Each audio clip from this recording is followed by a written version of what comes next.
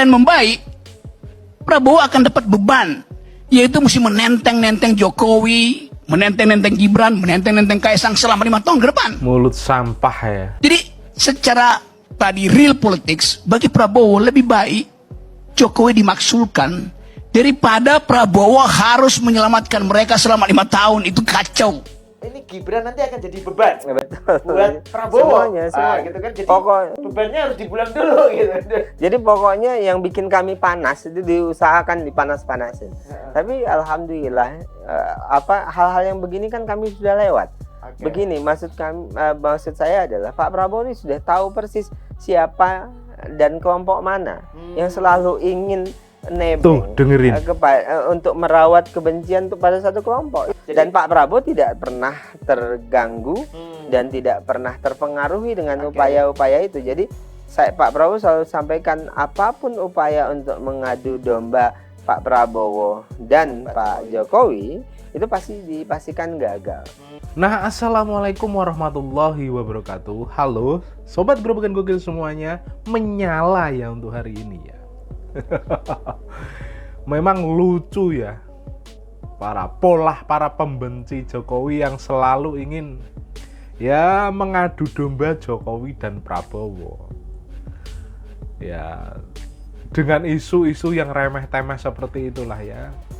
Fufu Fafa lah, private jet lah, apalagi tuh roti lah, roti seharga 400.000 dan lain sebagainya lah digunakan untuk mengadu domba Jokowi dan Prabowo.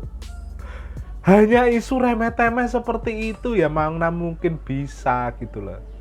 Emang Pak Prabowo ini kok anggap apa bisa dibohongin dengan isu remeh-temeh seperti itu gitu loh. Kan tidak masuk akal, masa iya wakil presiden terpilih bakal diganti Puan, itu saja nggak masuk akal gitu loh.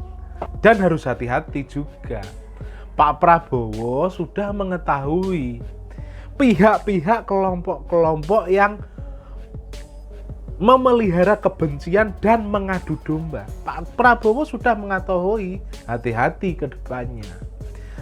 Dan saya berharap ketika di zaman Pak Jokowi ini ya memang sih zaman Pak Jokowi ini nggak tegas kepada para penghinanya.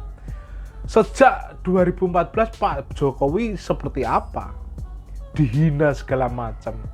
Dari yang PKI, plonga-plongo, lah dan lain sebagainya lah ya.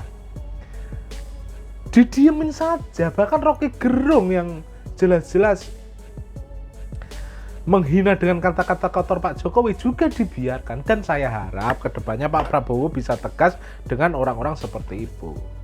Nah, gimana sih Daniel Ansar Simanjuntak mengungkapkan bahwa Pak Prabowo itu nggak sama sekali terpengaruh dengan ocehan para pembenci Jokowi yang berusaha mengadu domba. Simak berikut ini videonya.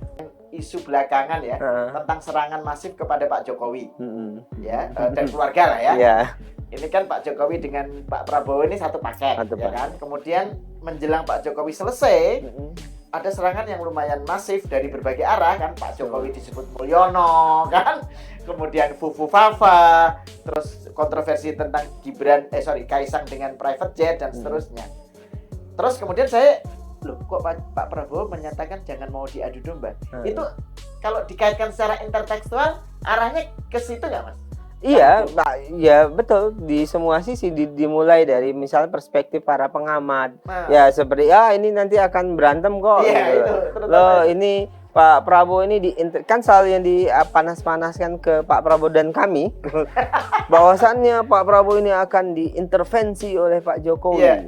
Dia akan jadi presiden boneka dari kan selalu itu. Rocky misalnya bilang bahwa ini Gibran nanti akan jadi beban. Amin Rais Rocky Gerung CS itu. Gitu kan.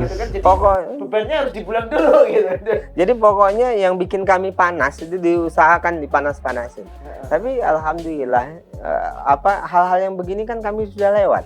Begini maksud saya adalah Pak Prabowo ini sudah tahu persis siapa dan kelompok mana yang selalu ingin itu ya nebeng untuk merawat kebencian pada satu kelompok. Itu yang paling berbahaya kan.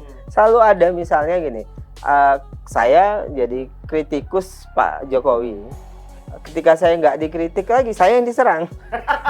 Jadi pokoknya ada orang, ada kelompok yang ingin menitipkan kemarahannya kepada orang tertentu atau kelompok tertentu. Kalau kemudian mereka tidak bisa menitipkan kemarahan, tidak bisa menitipkan kebenciannya kepada orang itu, ya apa? Dia akan justru menyerang orang itu gitu. Dan itu kan terjadi terhadap Pak Prabowo dan kami-kami. Mas Aldi, Anda pasti ngikutin di Twitter saya misalnya gitu. Betul sekarang. Nggak terlalu aktif berkelahi. Iya. Tapi saya ngikutin. Jadi kan selalu begitu. Yang tadinya mendukung kita bisa menyerang kita. Kenapa? Karena kita berteman dengan yang tadinya orang yang mereka benci. Jadi selalu begitu. Nah, dan ini kan selalu diupayakan di sosial media kan ini saja sebenarnya. Pelakunya yang misalnya dari kubu sana, yang kubu kanan, pelakunya ya itu aja konsisten gitu. Dia nggak mau, dia mau benci si A, dan kubu kiri mau benci si B. Pokoknya pelakunya itu saja. Ketika yang tadinya bersaing kemudian bersatu, ya mereka berpencar cari lagi yang baru yang bisa merawat kebencian dan merawat kemarahan itu. Dan Pak Prabowo tidak pernah terganggu dan tidak pernah terpengaruhi dengan upaya-upaya itu. Jadi Pak Prabowo selalu sampaikan apapun upaya untuk mengadu domba Pak Prabowo dan Pak Jokowi itu pasti dipastikan gagal. Nah, Yang jelas setuju. Pak Prabowo adalah tipologi pribadi yang loyal kepada teman, kemudian pasti menjaga marwah teman begitu, dan tentu yang lebih besar yang bagi Pak Prabowo hari ini ya tidak ada yang lebih penting dari keutuhan Indonesia dan kesejahteraan rakyat itu saja. Saya bahas akun Fufu Fafa. Ya tujuannya sih buat biar Pak Prabowo bermasalah dengan Gibran gitu. Jadi komen saya sih ini kayak kehabisan ide ya. Ini para pembenci Jokowi kayak kehabisan ide gitu. Ya. Akun Fufu Fafa katanya akun Gibran. Gibrannya udah jadi wakil presiden terpilih. Jadi kalau itu ternyata akun benernya Gibran, maka Gibran bisa dibatalkan. Lucu. Nah, terkait dengan Fufu Fafa menurut saya nggak ada pengaruh, nggak ngaruh dengan Prabowo. Seorang Prabowo yang begitu kuat karakternya, nggak ada urusan. Buat Prabowo, omon-omon soal Fufu Fafa tidak apa-apa kok.